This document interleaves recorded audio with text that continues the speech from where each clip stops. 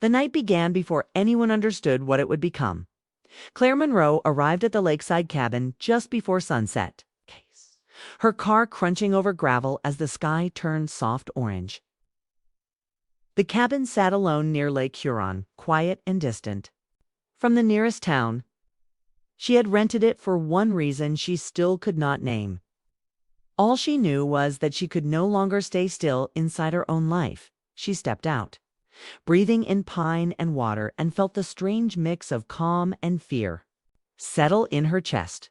She was 38, living in Chicago, successful on paper, kind in ways people admired, and lonely in ways no one noticed. This weekend was supposed to be simple. Instead, it felt heavy with meaning. Ethan arrived first. His SUV pulled in as Claire was unlocking the door, stepped out with that familiar, steady walk, tall, broad-shouldered, carrying an overnight bag like he had done 100 times before. He smiled when he saw her, warm and easy. The same smile that once made her believe love was something you could count on. "Hey." He said, "Hey," she replied, surprised by how natural it still felt. They hugged briefly. No spark, no tension, just comfort. Ethan had been her fiancé once, 5 years ago. They had broken up kindly, slowly, like two people drifting apart without anger. He still lived in Milwaukee, still checked on her birthdays. Inside, they moved easily, starting a fire, opening windows, talking about traffic and weather. Claire noticed how safe everything felt around him. That safety both soothed her and unsettled her. Lucas arrived next. His car came fast, tires stopping sharply. Claire's heart reacted before her mind did. Lucas stepped out, leaner than she. Remembered his dark hair touched with gray, his face more serious. When their eyes met, something old and sharp flickered between them. "Claire," he said. "Lucas." They did not hug. Lucas had been the love that never finished. 10 years ago, they burned hot and fast in Seattle. He left suddenly for a job. In New York, promised distance would not matter. Then let silence do the breaking. He had emailed her 6 months ago out of nowhere. One message. One apology. She had answered yes to this weekend before she could think. The air changed when he entered the cabin. Ethan noticed. Claire noticed even more. Then Maya arrived. She came quietly, carrying beside the trees, carrying a small bag and a careful smile. Maya Chen had flown in from Toronto that morning. She was Claire's closest friend for 7 years, the one who knew her daily life.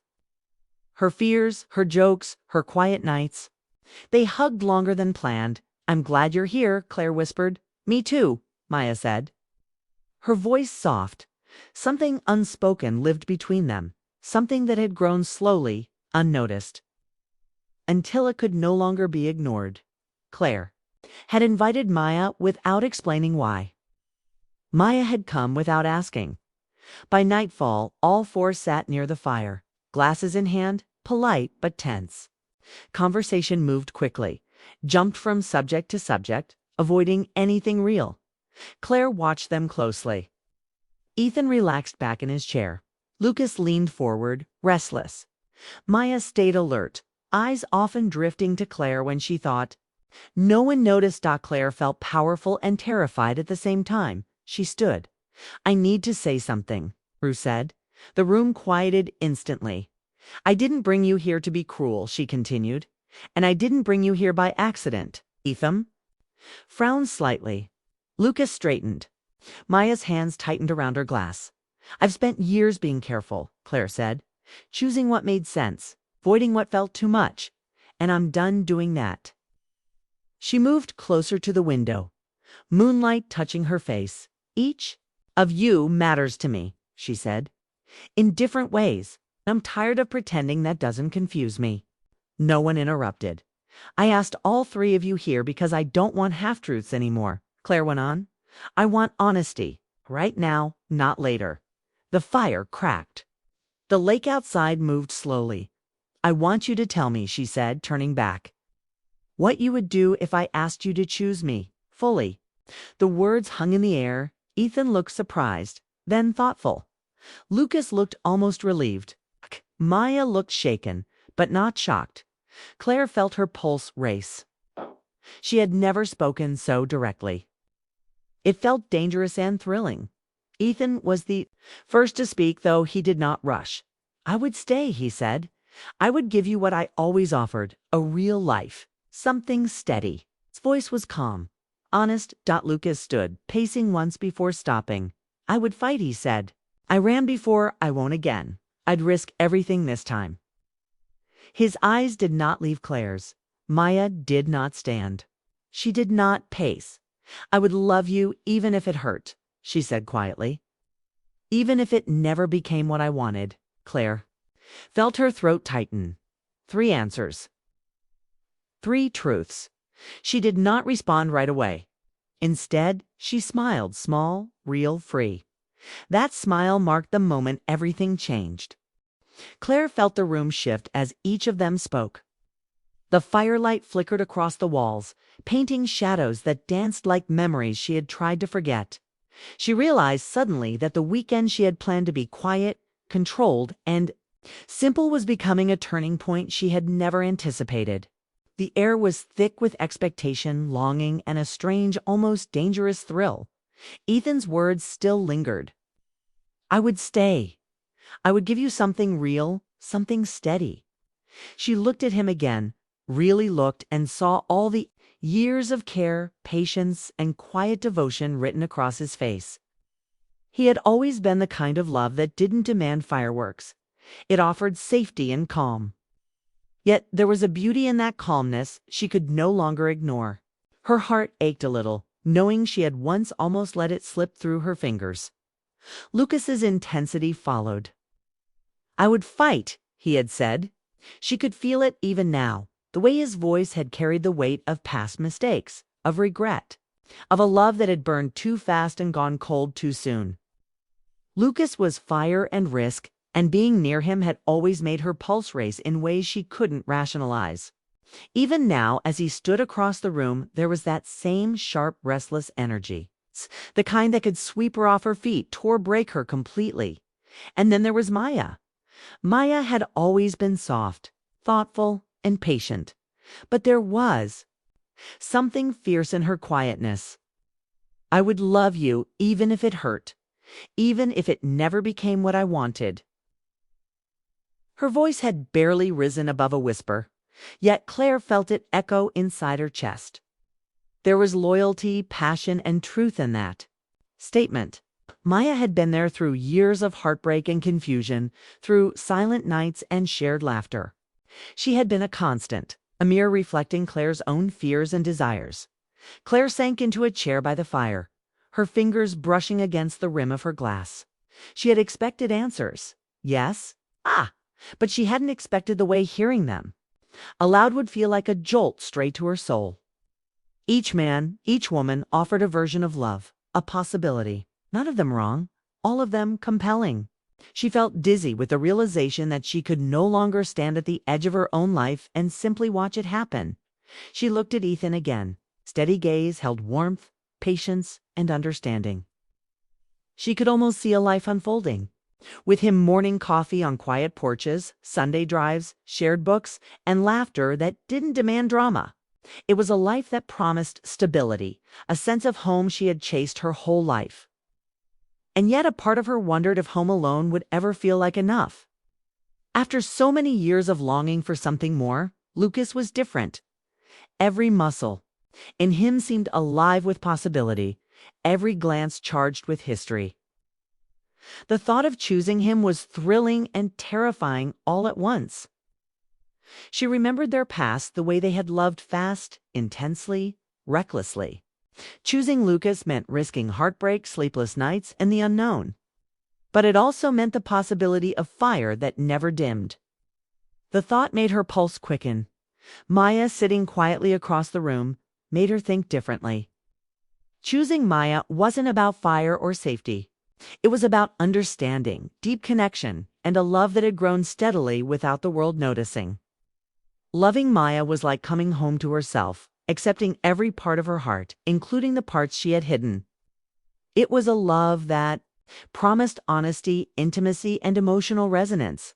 Claire felt an unexpected thrill course through her. Not from the attention, not from the possibility of choosing someone, but from the idea of finally embracing her own desires. She had spent years molding herself to expectations, societal norms, even her own fears. But now, for the first time, she realized she didn't need to conform to anything. She could feel, she could want, and she could act without guilt. The night deepened. The fire crackled softly as shadows stretched along the cabin walls. Claire noticed how Ethan shifted slightly. The muscles in his shoulders relaxed but alert, ready to respond if she moved toward him. Lucas's restlessness was palpable, his eyes darting occasionally toward her, reading every expression, waiting for a hint of what she might decide. Maya's hands rested calmly in her lap, her posture attentive but not demanding. Every gesture quiet yet significant. Claire rose from her chair, feeling a surge of clarity. "You know what I did then?" she asked softly. Silence fell over the room like a gentle blanket. They looked at her expectantly, and for the first time she realized how much control she held not over their choices, but over her own. "I thanked you," she continued. "I thanked each of you for being honest, for being brave enough to speak the truth about your hearts." Her voice was steady, though her own heart hammered inside her chest. "And I asked you to stay the night, not to decide anything, not to promise anything, but to let me feel what it's like to be fully seen." Ethan's eyebrows lifted slightly, curiosity and caution mingling. Lucas's lips parted, his chest rising with anticipation. Maya's eyes widened just a fraction, emotions unspoken yet clearly felt. Claire smiled at each of them, letting her gratitude and quiet thrill shine through. This was about connection, vulnerability, and the freedom to exist fully in her own truth. They agreed. No words were needed to explain the night ahead. No one rushed to claim her or speak promises. They simply shared the space, presence, and honesty that she had craved for so long. They moved through the cabin together, laughing softly at small jokes, sharing memories, and listening without interruption. Claire realized that sometimes love wasn't about immediate decisions or clear labels. It was about feeling seen, valued, and understood, even amidst uncertainty. Outside, the lake mirrored the moonlight, shimmering like liquid silver. Claire stood on the porch for a moment, breathing in the cool night air. Her heart felt alive, in ways she hadn't anticipated. She had expected tension, confrontation, maybe heartbreak. Instead, she had discovered a freedom she didn't know she could have: the freedom to desire, to feel, and to let her emotions exist without shame. Inside, the three people she cared for most moved quietly through the cabin. Their presence was grounding, energizing, and strangely intimate.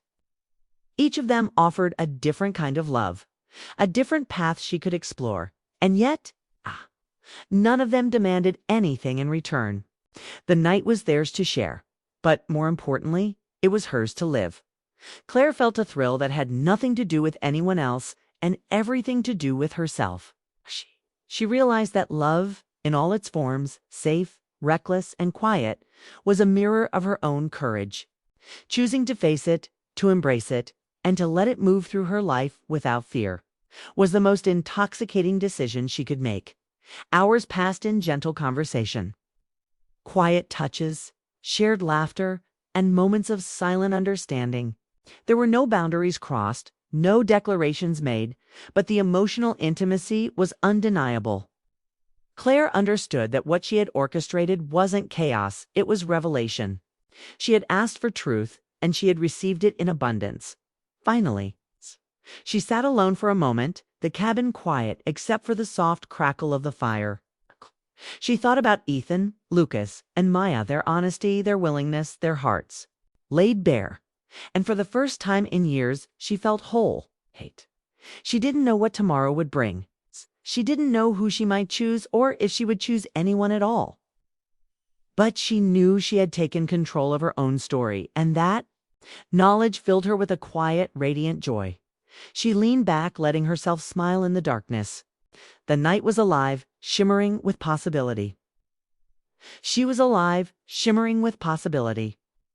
And for the first time, she didn't need to rush. She could feel, she could breathe, and she could simply be fully, freely, and unafraid. The fire continued to burn. The lake reflected the moonlight. Claire's heart reflected her own courage. The night had changed everything, and yet nothing had been decided. That was exactly how it was supposed to be.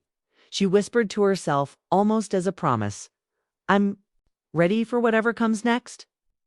And in that quiet, trembling moment of anticipation, the real story began.